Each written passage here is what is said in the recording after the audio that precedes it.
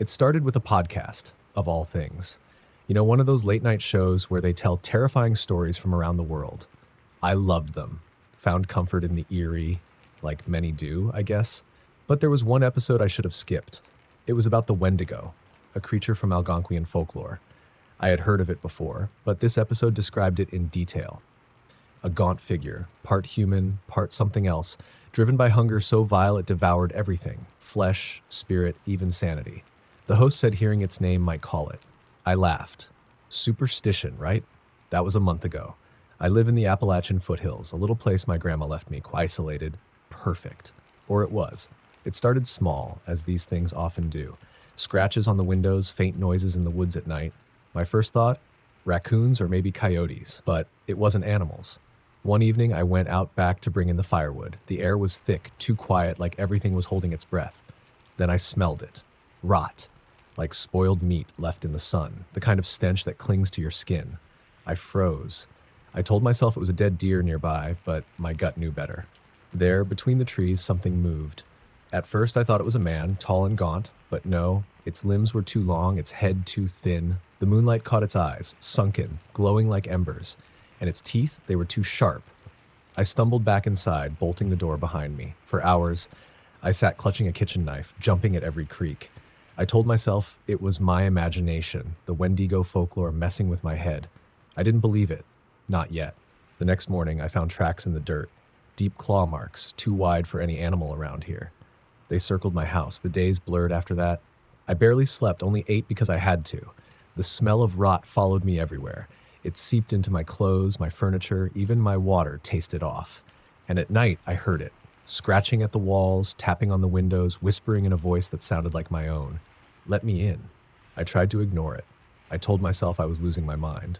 But then I saw it again, standing in my yard just before sunset. It was closer this time. It didn't move, just stared. Its body was wrong. Bones jutting out at odd angles, its chest barely rising and falling like it was struggling to breathe. That night, I barricaded myself in my bedroom. I lit candles, prayed to every god I could think of, even ones I didn't believe in. Around midnight, the whispers started again, louder this time. They weren't outside anymore. They were in the house. Why do you hide? I could hear its footsteps, slow and deliberate. They echoed down the hallway, stopping just outside my door. My breath hitched. Then it laughed. Low, guttural, like the sound of dry leaves crumbling in a fist. The door handle turned. I screamed, clutching the knife so tightly my knuckles turned white. But it didn't open the door. It didn't need to. A second later, I saw it, its face pressed against the window, grinning at me through the glass. The rest is a blur. I don't remember how I made it to the car. I drove for hours, not stopping until the sun rose. But the smell of rot was still with me. Now, I'm at a motel far from home. The scratching hasn't stopped. Every night I see it standing outside closer than before. They say you can't escape the Wendigo once it sets its sights on you, that it hungers endlessly, not just for flesh, but for fear. I don't know how long I have left. If you're hearing this, don't look outside. And for God's sake, don't listen to the whispers. Story number 2. I always believed ghosts were just stories, a way to explain the unexplainable. But then, I moved into that house. It was a modest, 2-story place on the outskirts of town, shaded by ancient oak trees. The realtor called it a fixer-upper, but I saw potential. Hardwood floors, tall windows, and enough space for me to finally have my own writing room. It was perfect, or so I thought. The first week was fine, busy even. Between unpacking and scrubbing years of grime off the walls, I didn't notice much. But by the second week, the strange things started. At first, it was small. Lights flickering, doors creaking, and cold drafts that seemed to follow me no matter where I went. Old house quirks, I told myself. Nothing to worry about. Then came the smell. It was faint at first, like damp earth, but over time it grew stronger, more pungent, like rotting meat. I checked everywhere, under the sinks, the basement, even the attic, but I couldn't find the source. One night I woke up around 2 a.m., heart pounding like I just run a marathon. The room was freezing, my breath visible in the dim moonlight, and then I heard it. A soft, rhythmic creak. I froze, straining to listen. It was coming from above me, from the attic. Nope, I whispered, pulling the blankets tighter around me. Not tonight. But the noise didn't stop. Creak, creak, creak. It was slow and deliberate, like someone was pacing back and forth. The next morning, I finally worked up the courage to check. Armed with a flashlight and a broomstick, I climbed the creaky ladder. The attic was empty, just dusty boxes and cobwebs, but the smell was stronger up there, almost unbearable. And in the far corner, scratched into the wooden floorboards, were words. "Leave now!" I stumbled back, nearly falling through the trapdoor. My mind raced with explanations. Vandals, pranksters, anything but what it really felt like. By the time night fell, I convinced myself it was a coincidence. Someone must have broken in before I moved, right? Still, I locked every door and window, shoved a chair under the doorknob, and kept my phone within arm's reach. I didn't sleep. Around midnight, I heard it again. The pacing, but this time it wasn't just in the attic. It was in the hallway, right outside my bedroom. The doorknob rattled. "Who's there?" I called out, my voice trembling. Silence. I gripped my phone, ready to call the police, when I heard the whisper. "Get out." It wasn't a voice I recognized. It was raspy, guttural, like someone choking on every word. I don't remember falling asleep, but I woke up to sunlight streaming through the window. The house was quiet again, but when I opened my bedroom door, my heart sank. Scratched into the wood just outside my door were the same words, "Leave now." I wanted to go. I really did. But I'd sunk all my savings into this house. I couldn't just leave. So I did the only thing I could think of. I called a priest. Father Michaels arrived that afternoon, his calm demeanor a stark contrast to my frantic state. He walked through the house, sprinkling holy water and muttering prayers. When he reached the attic, he stopped cold. "There's something here," he said, his voice tight. "Something dark." "What do you mean?" I asked, my stomach nodding. "It's not a ghost," he replied. "Ghosts are remnants, echoes of the past. This is something else, something malevolent." He blessed the house, told me to keep a crucifix by my bed, and left. For a while, it worked. The noises stopped, the smell faded, and I started to feel like myself again. Until one night. I was writing in my study when I heard it. Soft at first, then louder, a child's laughter echoing through the house. "Hello?" I called out, my voice shaking. No answer. Then the lights flickered, plunging the room into darkness. My phone's flashlight barely cut through the thick shadows as I made my way toward the stairs. That's when I saw her. A little girl, no older than 7, standing at the bottom of the staircase. Her hair hung in dark, wet strands over her pale face. She wore a tattered dress, soaked and clinging to her thin frame. But her eyes, they were hollow. Black pits that seemed to pull the light from the room. She raised a hand, pointing directly at me. "Leave," she whispered, her voice layered with something deeper, darker. I stumbled back, nearly falling down the stairs. When I looked again, she was gone. I didn't sleep that night, or the next. The laughter continued, sometimes right outside my door, other times echoing through the walls. By the end of the week, I'd had enough. I packed a bag, ready to leave and never come back. But as I reached the front door, I froze. Every window, every wall, every surface was covered in scratches. Deep, jagged marks that formed a single word, repeated over and over, "Stay." My heart pounded as I turned the doorknob. The door wouldn't budge. I yanked and pulled, but it was like something was holding it shut. And then the laughter started again, louder this time. It came from everywhere, surrounding me. "You can't leave," the voices whispered. "You're ours now." The last thing I remember was collapsing to the floor, my screams swallowed by the darkness. I woke up in the hospital. A neighbor had found me lying on my front porch, covered in scratches and barely breathing. I sold the house as soon as I was discharged. I didn't care about the loss. I just wanted to be free. But the worst part? The smell followed me. Even now, in this tiny apartment, miles away, I catch whiffs of it. And at night, when the lights flicker, I hear the laughter. Story number 3. You never forget the sound of your own scream. It was the weekend before Halloween when I visited an old plantation house deep in the Louisiana bayou. The place was infamous. Locals whispered about it like it had a heartbeat of its own. The Belmere House. Every town has its ghost stories, right? But Belmere wasn't just a story. It was a challenge. You weren't truly brave unless you spent a night there. I don't know why I said yes. Maybe it was the way my friends laughed, saying I wouldn't last an hour. Maybe I wanted to prove something. To them, to myself. I should have listened to the locals. We got there just before sunset. The house was a hulking shadow against the blood-orange sky. Spanish moss dripped from the trees like tattered lace, and the air smelled of stagnant water and decay. The front porch sagged under our weight as we stepped inside. The moment I crossed the threshold, the air changed.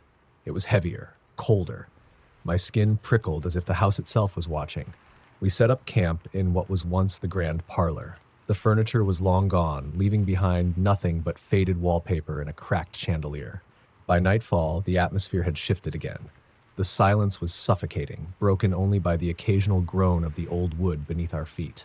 My friends, Jackson and Sam, tried to lighten the mood, telling cheesy ghost stories and making jokes. But even they couldn't hide their unease. It started around midnight. We heard footsteps upstairs, slow, deliberate, like someone was pacing. Probably a raccoon, Jackson said, though his voice lacked conviction. Raccoons don't pace, I whispered. Sam grabbed a flashlight. Let's check it out. I wanted to say no, but my pride wouldn't let me. So we crept up the stairs, each step louder than the last. The second floor was worse than the first, colder, darker, and stifling with the smell of damp rot. The footsteps stopped the moment we reached the top. Hello? Jackson called, his voice cracking. No response. We split up to search the rooms, though every nerve in my body screamed against it. The first room I entered was empty, just peeling wallpaper and broken glass. But the second room wasn't empty. There was a mirror on the far wall, the glass warped and cloudy. But in its reflection, I saw her, a woman in a tattered white dress, her face obscured by a veil of tangled black hair. She stood in the corner, unmoving. Guys, I whispered, my breath fogging in the icy air. Before I could turn, the door slammed shut behind me. I ran to the door, pounding and screaming for Jackson and Sam. When I looked back at the mirror, she was closer. Her veil had slipped, revealing hollow eyes and a mouth stretched into an impossibly wide grin. And then she moved. Her head jerked to the side, her neck cracking like dry wood. She raised a hand, her fingers curling unnaturally as she pointed at me. Get out, she hissed, her voice a low, guttural growl that vibrated through the room. The door flew open, and I bolted past Jackson and Sam, who were standing in the hallway. What happened? Sam asked, his flashlight trembling in his hand. She's here, I gasped. We need to leave. They didn't argue. We ran back downstairs, but the house had changed. The walls seemed closer, the shadows darker. The front door wouldn't budge, no matter how hard we pushed. And then we heard it. A baby crying. The sound was faint at first, but it grew louder, more desperate. It was coming from the parlor. Against my better judgment, I followed the sound, Sam and Jackson close behind. The crying stopped the moment we stepped inside. The chandelier above us began to sway, its crystals clinking like wind chimes. And then the whispering began. Low voices, too many to count, filled the room. They spoke in a language I didn't recognize, their tones urgent and angry. Sam screamed, pointing at the far wall. A dark stain was spreading across the wallpaper, thick and black like oil. It oozed down the wall, pooling on the floor and spreading toward us. Run! Jackson shouted, but before we could move, the chandelier crashed to the ground, shattering into 1,000 shards. The whispers turned into screams, deafening and furious. The walls trembled, the air filled with the scent of burning wood. And then, she was there, the woman in white. She stood in the doorway, her hollow eyes fixed on us. Her mouth opened wide, too wide, and from it came a sound that wasn't human. A guttural, bone-chilling howl that made my blood run cold. Jackson grabbed my arm, pulling me toward the back door. We ran through the kitchen, but it was like the house was alive, its walls closing in around us. Over here, Sam yelled, pointing to a broken window. We didn't think. We just ran. The glass cut into my arms and legs as we scrambled through, but I didn't care. The moment we hit the ground, we kept running, not stopping until we reached the car. When we looked back, the house was dark, still, as if nothing had happened. We didn't speak on the drive home. None of us ever went back to the Bellemere house. But sometimes late at night, I hear that guttural howl in my dreams. And when I wake up, the scent of burning wood lingers in the air. Story number 4. When I agreed to house-sit for my aunt, I thought it would be easy. Water the plants, feed the cat, and keep the place tidy for a week. That was the deal. What she failed to mention, or maybe didn't know herself, was the thing in the basement. The house was an old Victorian nestled at the edge of a quiet Pennsylvania town. Its towering spires and stained glass windows made it look like something out of a Gothic novel. My aunt loved the place, and to be fair, it had its charm during the day. At night, though, it was something else entirely. The first few nights were uneventful. I'd sit in the living room with a book, listening to the creaks and groans of the house settling. It was old. Noises were expected. But on the third night, I heard something I couldn't explain. It started as a faint knocking. Not the kind you'd hear on the walls or a door, but deeper, like it was coming from below. I brushed it off as the old furnace. The next night, the knocking returned, louder this time and more deliberate. It was accompanied by a faint scraping sound, like fingernails dragging against concrete. Probably just the pipes, I muttered, though I wasn't so sure. When I went to bed, I couldn't shake the feeling that I wasn't alone. The air felt heavy, pressing down on my chest. I chalked it up to paranoia, but sleep didn't come easily. The cat, a black and white tabby named Luna, usually slept curled up at my feet. That night, she stayed at the bedroom door, staring at the hallway with her fur standing on end. "Come on, Luna," I whispered, patting the bed. She didn't move. The knocking started again. This time it was directly below me. I sat up, my heart pounding. Luna hissed, her eyes wide and fixed on the floor. I told myself it was nothing, but curiosity got the better of me. Grabbing a flashlight, I made my way down to the basement. The stairs creaked under my weight, the air growing colder with each step. The smell hit me first, damp, earthy, with a metallic tang that made my stomach churn. The basement was mostly unfinished, with old boxes stacked against the walls and a single bare bulb casting dim light. I swept the flashlight around, finding nothing unusual. And then I saw it. At the far end of the basement was a door I hadn't noticed before. It was old, made of heavy wood, and bound with rusted iron hinges. I hesitated. The knocking started again, louder now, coming from behind the door. "Hello?" I called out, my voice trembling. No response. I should have gone back upstairs. I should have locked that door and never looked back. But something drew me closer, a morbid curiosity I couldn't resist. The door had no knob, just a metal ring. I grabbed it, pulling hard. It didn't budge at first, but with a groan of protest, it finally creaked open. The smell hit me like a wall, rotting meat and decay. I gagged, covering my nose as I peered inside. The room was small, more of a cell than anything else. The walls were lined with strange symbols etched into the stone, their meaning incomprehensible but undeniably menacing. In the center of the room was a table, and on it sat an object covered by a tattered cloth. The knocking had stopped, replaced by a suffocating silence. I stepped closer, my hand trembling as I reached for the cloth. Pulling it back, I revealed what lay beneath. A box, intricately carved with symbols similar to those on the walls. It pulsed faintly, like it was alive. "Don't," a voice whispered behind me. I spun around, my flashlight darting across the room. No one was there. The voice came again, clearer this time, low and gravelly. "Don't open it." Every instinct screamed at me to leave, but I couldn't. My fingers moved on their own, lifting the lid of the box. Inside was a small black object. It looked like a heart, shriveled, dry, and ancient. The room grew colder, the air vibrating with an unseen energy. The symbols on the walls began to glow, faint at first, then brighter, casting the room in an eerie red light. And then I heard it. A growl. It came from the shadows, low and guttural, sending shivers down my spine. I backed away, clutching the flashlight like a weapon.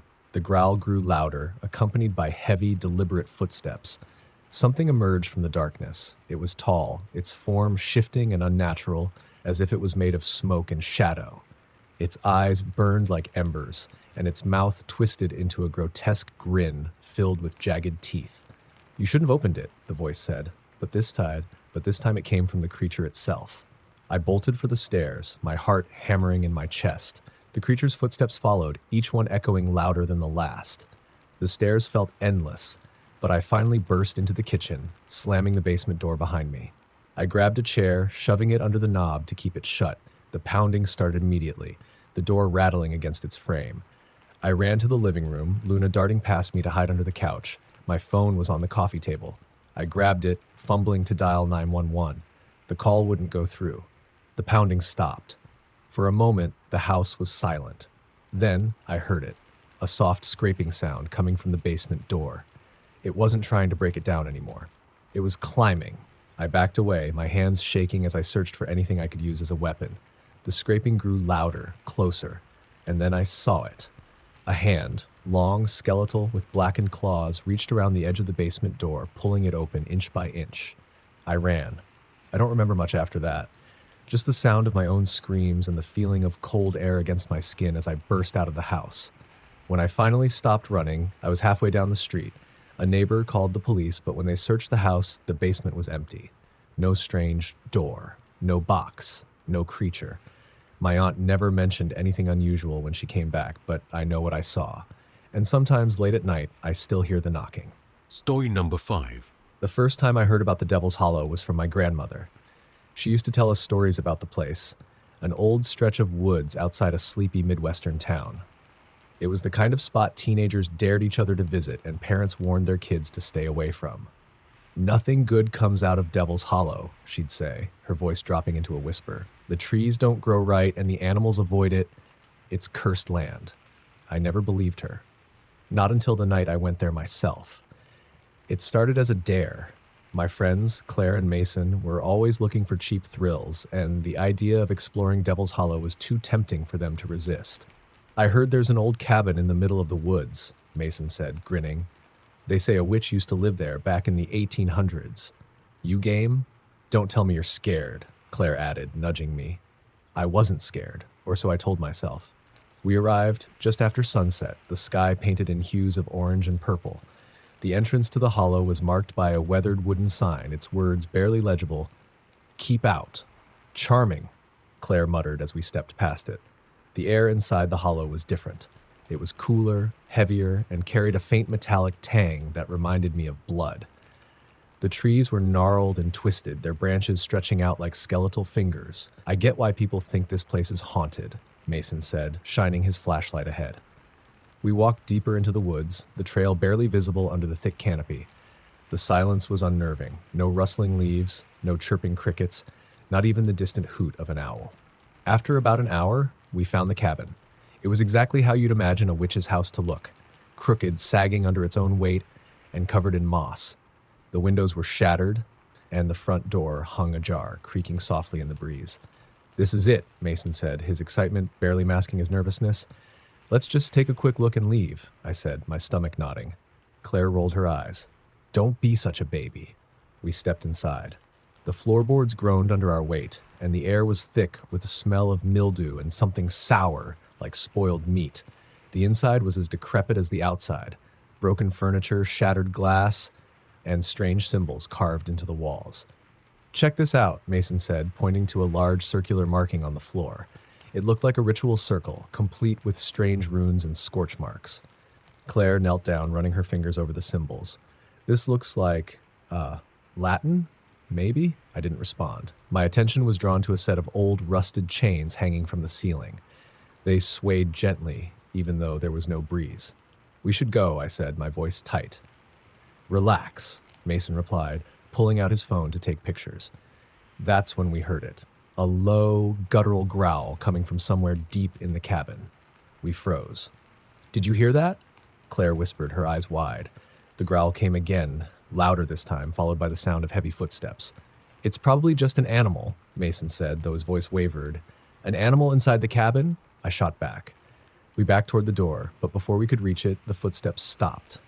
The air grew colder, our breath visible in the dim light. The chains hanging from the ceiling began to sway more violently, clanking together like wind chimes in a storm. And then we saw it. A figure emerged from the shadows, tall and hunched, its limbs unnaturally long. Its eyes glowed red, and its mouth twisted into a grin filled with razor-sharp teeth. It let out a screech that made my ears ring, lunging toward us. We bolted. I don't remember how we made it out of the cabin. One moment we were running, and the next we were outside, gasping for air. But the woods weren't the same. The trees seemed closer, their branches reaching for us. The path we'd taken to get there was gone, replaced by an endless maze of darkness.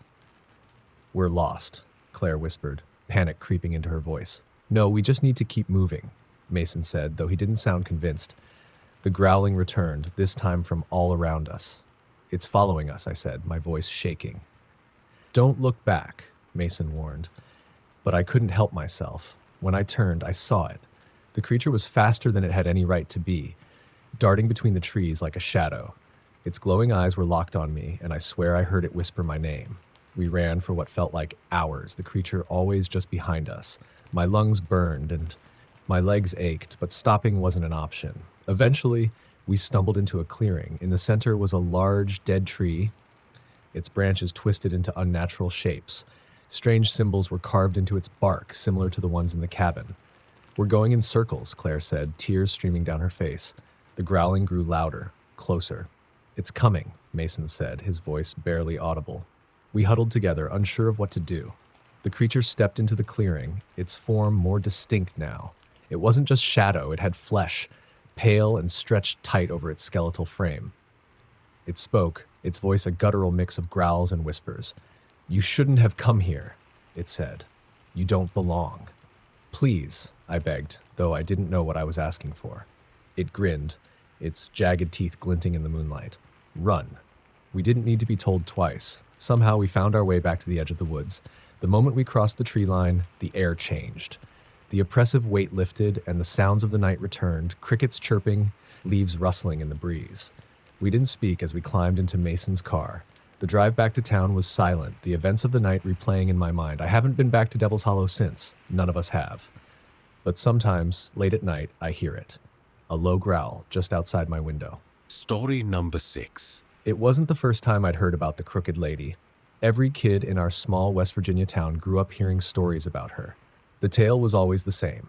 A woman, disfigured by a terrible accident, haunting the woods near Old Mill Road. They said she had a twisted spine and walked with an unnatural, lurching gait. If you were unlucky enough to see her, you had to run before she noticed you. Because once she saw you, she wouldn't stop chasing you until she caught you. I thought it was just another urban legend. That is, until the night I found out the truth. It was late October, the air crisp and the leaves a mosaic of red and gold. My friends, Kevin and Jenna, thought it would be fun to explore the woods where the Crooked Lady supposedly roamed. "Come on," Kevin said, grinning as he adjusted his headlamp. "It's just a dumb story. We'll go in, take some pictures, and prove nothing's out there." "I don't know," I said, hesitating. The stories always gave me the creeps, but I didn't want to be the only one who chickened out. "Don't be a baby," Jenna teased, handing me a flashlight. "We'll be fine." We met at the edge of Old Mill Road just after sunset. The woods were darker than I expected, the towering trees blocking out most of the moonlight. The trail was narrow, overgrown with brambles that snagged at our clothes as we walked. At first, it was almost fun. Kevin joked about how the Crooked Lady probably just wanted a chiropractor, and Jenna kept snapping pictures with her phone, hoping to catch something spooky.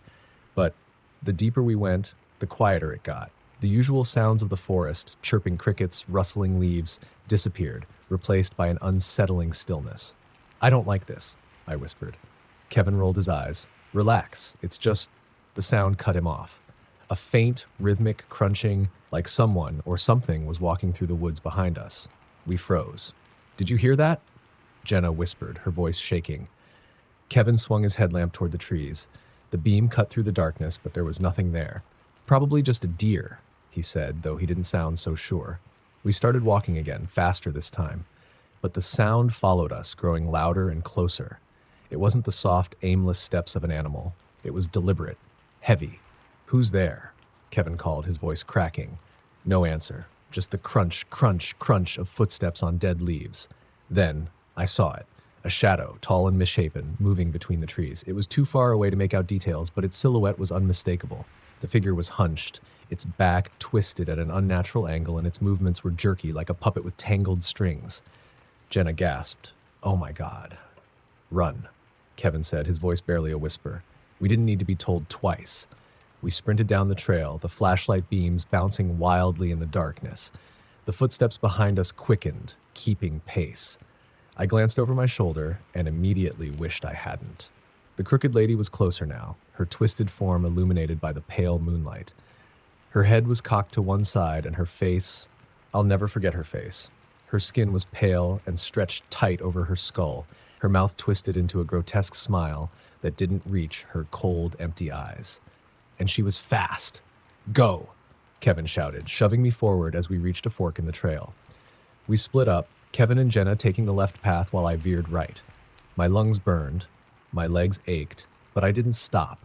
The sound of her uneven footsteps was right behind me, growing louder with every passing second. I stumbled into a clearing, tripping over a root and falling hard onto the damp earth.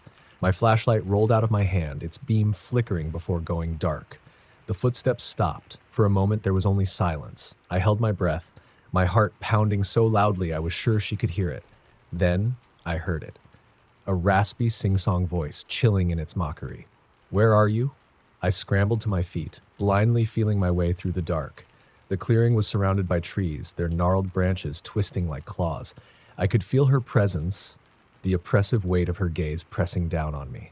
Come out, she crooned, her voice echoing in the still air. A flash of movement to my left made me whip around. She was there, just a few feet away, her crooked form looming in the shadows. Her head twitched, her smile widening impossibly as she reached out a bony hand. I ran. I didn't know where I was going, only that I had to get away. My breath came in ragged gasps, and my legs felt like lead, but the adrenaline kept me moving. Finally, I saw it, the faint glow of headlights through the trees. The road. Bursting out of the woods, I nearly collapsed onto the pavement. A car screeched to a stop, and I recognized Kevin's old truck. He and Jenna were inside, their faces pale and stricken. "Get in!" Kevin yelled, flinging the passenger door open. I dove into the truck, slamming the door behind me. "What happened?" Jenna asked, her voice trembling. She was right behind me," I stammered, my hands shaking. Kevin floored the gas pedal, and the truck roared down the road. I looked back, half expecting to see her twisted form chasing us, but the woods were empty. None of us spoke as we drove back to town. The next morning, we decided to go back during the day to prove to ourselves that it was just our imaginations playing tricks on us. The woods looked different in the daylight, less menacing, but still unnervingly quiet. We found the fork in the trail and followed the right path to the clearing where I'd fallen. There, carved into the ground, was a message. It was written in deep, jagged letters, as if scratched into the earth by clawed hands. "I'll be waiting." Story number 7. When I first moved into my new apartment in Chicago, I was thrilled. It was a great deal. Spacious, affordable, and located in a charming old brownstone building. The landlord, an older man named Mr. Rourke, had seemed almost eager to rent it to me. "It's got character," he said, showing me around. "Been here since the early 1900s. He conveniently forgot to mention the rumors about the place. If I had known, I might not have taken it. The first few nights were uneventful. The apartment had its quirks, creaky floorboards, old radiators that hissed and clanged, but nothing unusual for a building that old. But then, things started happening. The first sign was small. I'd leave the kitchen light on when I went to bed, only to find it off in the morning. I assumed the bulb was loose, so I replaced it. The next night, the same thing happened. Then came the noises. At first, it was just faint tapping, like something gently knocking on the walls. It always happened late at night, just as I was drifting off to sleep. I tried to ignore it, telling myself it was the neighbors or the pipes. But it wasn't the neighbors, and it wasn't the pipes. One night, as I lay in bed staring at the ceiling, the tapping grew louder. It moved from the walls to the ceiling directly above me, then to the closet. I froze. The closet door creaked open just an inch. "Hello?" I called out, my voice shaking. No answer. I got up, heart pounding, and turned on every light in the apartment. The closet was empty, just a few old wire hangers rattling on the rod. I convinced myself it was a draft, maybe a loose hinge. I went back to bed, leaving the lights on. The next morning, I found something that made my blood run cold. Scratched into the inside of the closet door were 3 words. "Do you see?" I called Mr. Rourke immediately. "Has anyone else reported weird things happening in this apartment?" I asked, trying to keep my voice steady. He was quiet for a moment before replying. "You've been reading too many ghost stories. It's an old building. Strange noises happen." I didn't believe him, but I didn't push it. Instead, I decided to do some research. At the library, I found old newspapers about the building. It used to be a boarding house in the 1920s, catering to immigrants and transient workers. But in 1928, something horrible happened. A tenant named Victor Hollis, a recluse who lived on the top floor, was found dead in his room. The police ruled it a suicide. But the neighbors claimed they'd seen Victor talking to someone in his apartment, someone no one else could see. And after his death, tenants started reporting strange occurrences. Doors opening and closing on their own, whispers in the night, and shadowy figures moving through the halls. I was living in Victor's old apartment. That night, I couldn't sleep.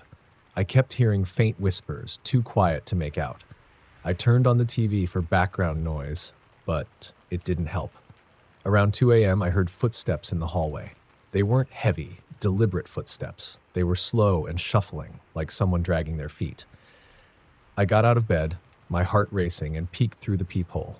The hallway was empty. As I turned to go back to bed, I heard it. A voice, low and raspy, coming from inside the apartment. "Do you see me now?" I whipped around, my breath catching in my throat. The air felt colder, heavier. I grabbed my phone and started dialing 911, but the screen went black before I could finish. The lights flickered and a shadow moved across the room. It wasn't my shadow. I backed into the corner, clutching my phone like a lifeline. The shadow grew darker, more defined until it took the shape of a man. His face was gaunt, his eyes hollow and lifeless. "Victor, you shouldn't be here," he said, his voice echoing in the small room. I I don't want any trouble," I stammered. "I'll leave, okay?" He didn't respond. Instead, he pointed to the closet. I didn't want to look, but I couldn't stop myself. The closet door swung open on its own, revealing the same three words scratched into the wood. Only now, there was a new message underneath. "He's coming." "Who's coming?" I whispered, my voice barely audible. Victor's form began to dissolve, fading into the shadows. But before he disappeared completely, he spoke one last time. "Get out, now." The lights went out, plunging the apartment into darkness.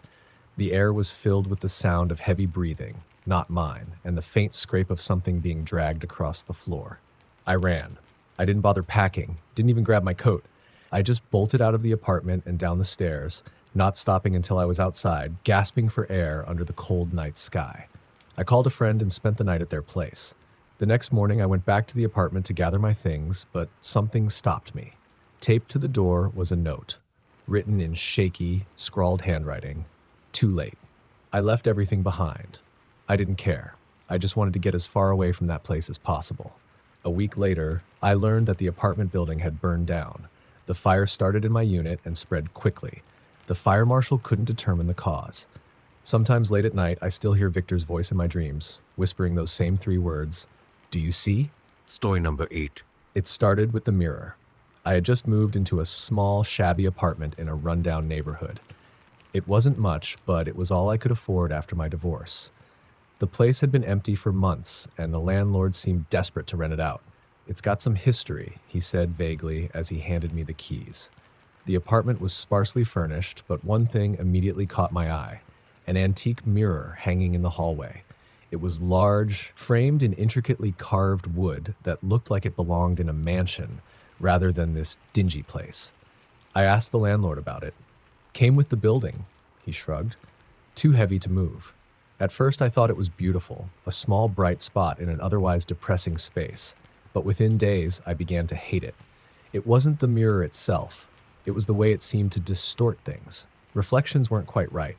The hallway always looked a little darker, a little narrower in the glass. Sometimes when I walked past, I thought I saw movement out of the corner of my eye, like something shifting just beyond my reflection. I told myself it was my imagination, the stress of starting over. Until the night I saw her. I was brushing my teeth in the bathroom, the door opened to the hallway where the mirror hung. As I leaned over the sink, I glanced up and froze. In the mirror behind me was a woman. She was pale, almost translucent, with long, dark hair that hung in wet, matted strands around her face. Her eyes were sunken, her lips a bluish hue. She stood perfectly still, staring at me with a blank expression. I spun around, my heart pounding, but the hallway was empty. When I looked back at the mirror, she was gone. I didn't sleep that night. Every creak, every groan of the old building set my nerves on edge. I tried to convince myself it had been a trick of the light, a hallucination brought on by exhaustion. But the next night, she returned. This time, I was sitting in the living room, scrolling through my phone. The mirror was visible from where I sat, and as I glanced at it, I saw her again. She was closer now, standing at the edge of the hallway, her head tilted at an unnatural angle. My breath caught in my throat. Slowly, I turned to look directly at the hallway. Empty. When I looked back at the mirror, she was gone. I wanted to get rid of it. I even tried to take it down, but the screws holding it to the wall were rusted and wouldn't budge. It was as if the mirror was meant to stay there, as if it had claimed its spot long before I moved in. The next few days were a nightmare. Every time I passed the mirror, I felt her watching me. Her appearances grew more frequent. Sometimes she was standing in the hallway. Other times she was closer, just behind me. I stopped looking directly into the mirror, but I could still feel her presence. At night, I started hearing faint whispers, unintelligible but relentless. Then the scratches began. I woke one morning to find long, jagged scratches on the wooden floor beneath the mirror. They hadn't been there the night before. The marks were deep, as if made by claws or nails. Each day, the scratches multiplied, spiraling outward from the base of the mirror like a sinister web. I called the landlord, desperate for help. "You're imagining things," he said dismissively. "The place is old, floors creak, wood splinters. You're just jumpy." Jumpy didn't explain what happened next. One night, as I lay in bed, I woke to the sound of heavy breathing. It wasn't mine. The air in the room was icy cold, and I could feel something standing at the foot of my bed. Too terrified to move, I forced myself to glance toward the mirror in the hallway. She was there, closer than ever, leaning halfway out of the glass as if trying to crawl through. Her hands, gray with long, jagged nails, gripped the edge of the frame. Her head twitched violently, her empty eyes locked onto me. I screamed and scrambled out of bed, grabbing the nearest object, a lamp, and hurled it at the mirror. The glass shattered, pieces flying everywhere. For a moment, everything was silent. Then the whispers returned, louder, angrier. The shards of the mirror began to tremble, vibrating against the floor. I ran out of the apartment and didn't look back. The next morning, I returned with a friend for support. The hallway was eerily quiet, and the mirror's frame still hung on the wall, empty and splintered. But the scratches on the floor were gone. I packed my belongings and moved out that day. Weeks later, I received a call from the landlord. "Why'd you leave so suddenly?" he asked, irritation laced in his voice. I hesitated. "You wouldn't believe me if I told you," he sighed. "Well, the new tenant doesn't seem to mind the place. Though, funny thing, she mentioned something about a mirror." My blood ran cold. "What about it?" I asked. "She said she keeps seeing something in it," he replied. "A woman, I think." I hung up without saying another word. To this day, I can't look into a mirror without feeling like someone or something is watching me from the other side. Story number 9. When I inherited my great-aunt Martha's farmhouse, I wasn't thrilled. The place was old, falling apart, and miles from civilization. But I was struggling to make ends meet in the city, and a free place to live was hard to turn down. So I packed up my things and moved to the countryside. The house was just as creepy as I remembered from childhood visits. It stood at the end of a long dirt road surrounded by dense woods that seemed to press in on all sides. The paint was peeling, the windows were cloudy, and the roof sagged in places. Inside, it smelled of dust and mildew, with a faint underlying odor I couldn't identify. The furniture was covered in sheets, and cobwebs clung to every corner. As I began unpacking, I stumbled upon an old photo album in the living room. The pictures were black and white, yellowed with age. Most of them were of my great-aunt and her family. But one photo stood out. It was of a little girl standing in the woods behind the house. Her face was partially obscured by shadows, but something about her posture, stiff and unnatural, made my skin crawl. Scrawled on the back in shaky handwriting were the words, "Stay away from her." I assumed it was some kind of morbid joke. Maybe a warning from a time long past. Either way, I tossed the photo aside and went back to unpacking. That night, I couldn't sleep. The house was too quiet, the kind of silence that makes every creak and groan sound deafening. Around midnight, I heard a faint tapping at the window. I froze. The bedroom window faced the woods, and I knew there shouldn't be anyone out there. Heart pounding, I crept to the window and peeked through the curtain. At first, I saw nothing but trees, their twisted branches swaying in the wind. But then, I noticed her. The same little girl from the photograph. She was standing just beyond the tree line, her pale face turned up toward my window. Her eyes were wide and empty, and her mouth was stretched into an eerie, unnatural smile. I stumbled back from the window, my breath catching in my throat. When I looked again, she was gone. The next morning, I convinced myself it had been a bad dream. I spent the day cleaning the house, trying to keep my mind occupied. But as the sun set, the unease returned. That night, the tapping came again. This time, it was louder, more insistent. I didn't want to look, but I couldn't stop myself. I pulled back the curtain, and there she was, closer now, standing at the edge of the yard. Her head tilted to one side, her smile wider than before. I slammed the curtain shut and retreated to the bed, pulling the covers over my head like a frightened child. "Leave me alone," I whispered, my voice trembling. The tapping stopped. For a while there was silence. Then I heard footsteps, slow, deliberate, creeping around the house. They stopped just outside the front door. And then the knocking began. I didn't answer. I didn't move. I stayed frozen in bed, clutching the covers like a shield. The knocking grew louder, more frantic, until it sounded like someone was pounding on the door with both fists. Then it stopped. When I finally worked up the courage to check the door, there was nothing there. No footprints, no sign that anyone had been outside. The next day, I called my mom, desperate for answers. "Did Aunt Martha ever talk about a little girl?" I asked. There was a long pause on the other end of the line. "She told me once," my mom said quietly. "When she was a child, a girl went missing in those woods. They never found her body. Martha always said the girl's spirit was trapped there, angry and looking for someone to take her place." My stomach turned. Why didn't you tell me this before? I demanded. I didn't think you'd believe it, she said. That night, I locked every door and window in the house. I didn't want to see her again, didn't want to give her the chance to come closer.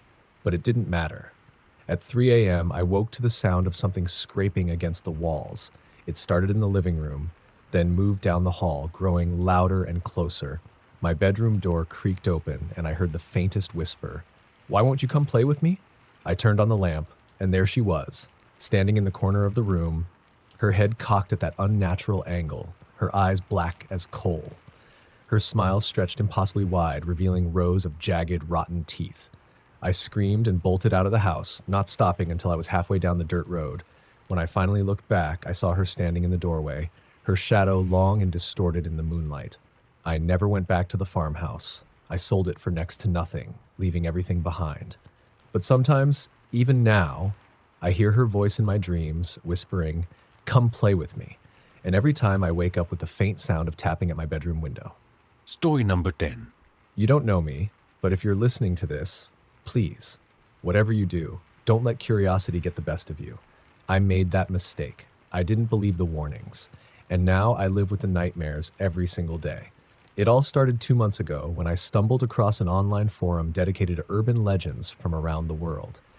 At first, it seemed harmless, a quirky corner of the internet filled with eerie folklore, strange traditions, and creepy tales. But then, I found a thread titled, "The Whispering Cults, Terrifying Scary Stories from Around the World." The original post was written by someone who called themselves Watcher666. They claimed to have collected the darkest, most spine-chilling tales from across continents. But they warned, these weren't just stories, they were invitations. Read at your own risk, the post said. These tales connect you to the horrors they describe. Knowing their names gives them power. Of course, I didn't believe it. Why would I? Stories are just that, stories. But the comments were full of people swearing they'd seen shadows move, heard voices whisper in the dark, or even felt cold hands grasping their ankles at night after reading. I was intrigued. One tale caught my attention more than the others. It was from Appalachia. Right here in the US, it was about something called the Veiled Wanderer. According to the story, the Wanderer is a ghost that appears to people who have read or heard its story. It doesn't speak. It just watches, its face obscured by a thin white veil. At first, it stays at a distance, on the edges of your vision or just outside a window, but every time you notice it, it gets closer. The story ended with a chilling warning. If you see it too many times, it takes you. No one knows where. No one ever comes back. I laughed it off at the time. I mean, come on, a ghost that stalks you for knowing about it? It sounded like a bad horror movie. But that night, as I lay in bed scrolling on my phone, I thought I saw something outside my bedroom window. Just a shadow, barely visible in the faint glow of the street lamp. I told myself it was nothing, my imagination playing tricks on me. But deep down, I felt a chill I couldn't shake. The next day, I kept thinking about the Wanderer. I even told my friend Rachel about it. She's into paranormal stuff, so I thought she'd get a kick out of it. Instead, her face went pale. "Why would you read that?" she whispered. "Relax," I said, laughing nervously. "It's just a dumb story." Rachel didn't laugh. She looked over my shoulder, out the coffee shop window. Her eyes widened. "Do you see that?" I turned, but there was nothing there. Just a busy street. When I looked back at her, she was shaking. "I swear I saw someone," she muttered. "A woman in a veil." The rest of the day passed uneventfully, but by nightfall I was on edge. I couldn't explain why, but I felt like I was being watched. My apartment felt too quiet, too still. I double-checked the locks on my doors and windows before climbing into bed. That's when it happened. As I lay there, staring at the ceiling, I felt it. A presence. My breath caught in my throat, and I turned my head slowly toward the window. There, just outside the glass, was a figure. It was barely visible, but the outline was unmistakable. A woman, her face hidden behind a sheer veil. I froze. My body screamed at me to move, to run, but I couldn't. I blinked, and she was gone. The next morning, I convinced myself it had been a dream, a trick of the light, anything but real. But as the days went on, the sightings became more frequent. The Wanderer was always just far enough away that I couldn't make out her face, but close enough that I knew it was her. I stopped sleeping. I couldn't eat. I couldn't focus on work. Every time I closed my eyes, I saw her. Every time I opened them, I was terrified she'd be standing right in front of me. I tried everything to get rid of her. I burned sage. I called Rachel, who gave me crystals and told me to meditate. I even went to a priest, though I'm not religious. Nothing worked. Then, one night, I woke up to the sound of whispering. At first, I thought it was a dream, but the voices didn't stop. They were low, guttural, and they seemed to be coming from everywhere at once. I sat up, my heart pounding, and that's when I saw her. The Wanderer was standing at the foot of my bed. This time, she wasn't outside, she was in my room. Her veil was thinner now, and I could just make out the shape of her face beneath it. Her eyes, God, her eyes were hollow, empty. They bore into me, and I couldn't look away. Why? I managed to choke out.